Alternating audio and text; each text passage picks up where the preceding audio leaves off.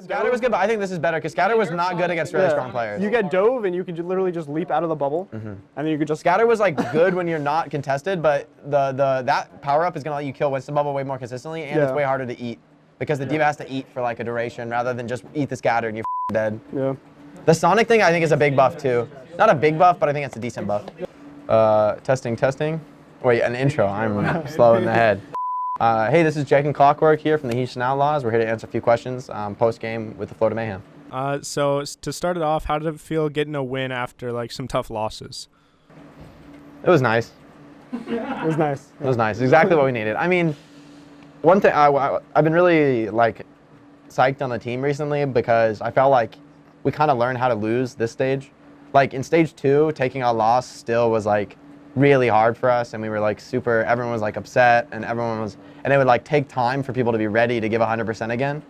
But I think losing all these close series one after the other, it was kind of like crushing, but in a sense we like rebuilt ourselves, and we were able to take those losses by the end. Like we weren't getting frustrated, we weren't like giving up, we weren't having bad mentality, we like just staying focused on the process and the grind.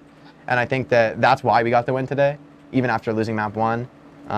So I think it's like actually it was a really positive period of growth for us that we lost those games, and I feel like we have a really great potential to finish this stage strong. Have you seen the PTR nerfs for Tracer and Junkrat, and what are your thoughts on them if so? I've seen the one for both, but I guess like Tracer with the pulse bomb is a pretty big deal. I think like especially when you're playing on like King's Row or any kind of Rhine comp, a discorded pulse bomb is just like a free win. You just kill the Rhine every single time. But now you can't do that anymore, so that's a pretty big change. It's just a big change for everyone. You can't stick Zarya anymore. You can't burst Winston. So yeah, I think it's like a nerf in the right direction because she's so consistent right now with killing like a tank that you stick. Like finishing off a Winston after you stick him, even with no help from your team, is like very reliable. It's like pretty rare, honestly, that they can heal their tanks without using a support ulti. Yeah. So it's just a really, really high value ultimate. And now it's going to be, I think, focused for squishy targets, which are usually much faster and more difficult to stick or more dangerous to stick. So I think it's like a good balance for Tracer. It feels weird because the character is like really weak at lower levels of play. So it's going to make her, even worse. And this is probably her ability to just kill a tank for free was like probably one of the most valuable things at those levels. So I think it'll be even harder to play Tracer for like newer players, but at the highest level, it's like a really important balance step because Tracer at this level is like the most powerful character in the game. So, what about Junkrat? Any thoughts on the Junkrat or no? I saw they made the pipe size smaller. I don't really know what that will do as far as like how it'll feel to play the character. I don't know how much of an impact it's gonna make. What did they change with his ult? The ult goes like 7% slower or something. So I feel like I don't know. I feel like a nerf to the ult is what the primary focus should be for Junkrat. The pill size is, it's definitely annoying to see a pipe fly by you and still get hit by it, but that's like a very small aspect of why the character is so good. I think the ult is like definitely his strongest. His strongest. So the nerf to ult is significant, but it's like it's just like it's very small. So I don't think it'll really like the maps where you're already playing Junkrat. You're probably still playing Junkrat. I don't know if it'll push him over the edge on any maps, or in terms of push him like down into irrelevancy on any maps. Definitely less flexible of a character now because obviously his spam is like a little less good, but I don't think it'll be. I think it's like a good change. Like the last change, I was happy with it. I felt like they actually targeted the right things with the change. All right, the next one is who is your guys' favorite streamers and why? Clint Stevens. How come? He's just funny. He's a funny guy. Yeah. Yeah, he does own. Steel's a good streamer. Josh Nissan, shout out. I don't really watch that many other streams, like Clint Stevens. Like, no, I'm not a big Overwatch streamer watcher. I guess I watch Tavik stream a lot. Yeah, Tavik has a great stream. Tavik has a good stream because he's just a very focused player. He doesn't like complain. You just learn when you watch him. Really. Exactly. So. Like he'll show you new text. I like watching all like the players who are really focused on one character who stream because you can like really learn the text on that character that you might not know otherwise. Like Doomfist players or May players.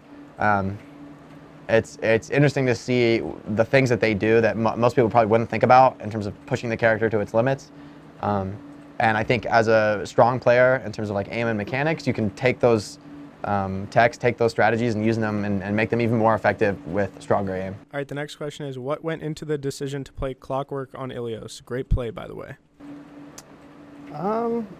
I don't know. Tyrong's really like the mastermind when it comes to like changing stuff up. So I guess it was just that originally I was supposed to play Pharah, and we were having pretty good results in scrims with me on Pharah, but in the match, Sai player was really, really good. Yeah, he literally didn't miss, so I had to switch off that hero. I didn't feel confident on it anymore. In practice, I don't think we really went up against McCree, who is as dominant as Sai player is, so it was like a big change, so we had to immediately switch up the strategy. But yeah, it was mostly for Pharah on both Well and Lighthouse, and for me to maybe play Widow on Ruins, but it's really up in the air. I mean, I think it came down to like that this is just the roster is performing the best in scrims. And for me personally, I've been like wanting to have a smaller role in the team because I feel like playing every map and like switching tons of characters all the time has made my practice like really difficult to maintain. So being able to actually like utilize Clockwork, I think, for his strengths is something that we haven't done in the past. We sort of looked at him as like a tracer specialist, one trick, but really that's not the case, as you can see from the Soldier comeback. So I think that this match, if anything, shows that there's like a lot more opportunities than we had thought previously to, you know, cycle the roster and come up with new combinations. And I think that also makes us just a harder team to play against because things are constantly changing for them throughout the series.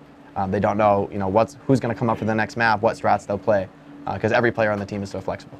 All right, the next question is, what's your favorite flavor in Neapolitan ice cream? Strawberry. Strawberry. Yeah, Wow. for sure. Okay. Definitely.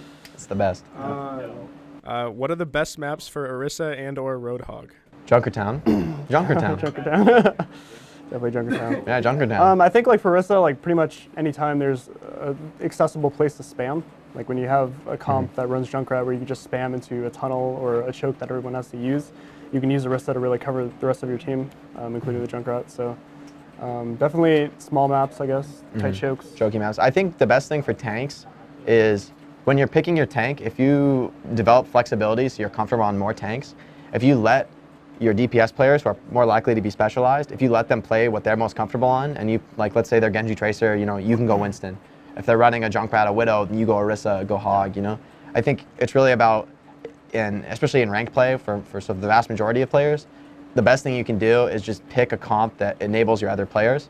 So if you have flexibility and they don't, you can kind of cover their weaknesses by playing the tank that complements their playstyle. So Junkrat, like Orisa and Hog are great with Junkrat and Widow, McCree, Soldier, more like damage-heavy value trade characters. And you know, you might not want to play those characters if you have a Tracer or Genji, very, very fast DPS on your team. Sombra maybe. Yeah. Orisa's like the ultimate enabler for like Linkser and Jake on Widow and Junkrat. All right, the next question is, what went wrong in Anubis, and how do you think you can improve that map in the future? I think we made two key mistakes on Anubis, or two key categories of mistakes maybe. Our second point defense, we weren't quick enough to make a counterplay on the Zen when their Mercy committed into the dive, because that left the Zen totally exposed alone. But he had a good hiding spot, so we didn't know where he was, and we didn't get the kill quick enough, and the Mercy was able to come back and save him, which meant that their dive was more powerful because of the Mercy, and then we didn't punish the fact that the Mercy was elsewhere on the map and the Zen lived. And then on offense, I feel that the team actually did a really good job enabling my Dragon Blades, but there were two crucial ones I think could have won the game. One of them I went too early, so my first slash, the Zen was still in ult. And the second one, I went too deep, and I should have just focused the tanks on point because we already had like more ults and more players alive than them, so I didn't need to kill the supports. So I think on offense, it was really my decision-making with Dragon Blades that lost us the attack, and on defense, it was just not being quick enough to punish the Zen when they committed hard on our backline. Okay, I don't pick these questions, but the last question that I got is, John, why do you just take all the bullying? Why don't you fight back? No. John's a beta. It's just that simple, people. He's a beta. We're done here. Yeah, you guys are done. That's it. That's it? Oh, we're not doing the outro? Oh, crap. John. One job. Just give Jake. Okay, here's the deal.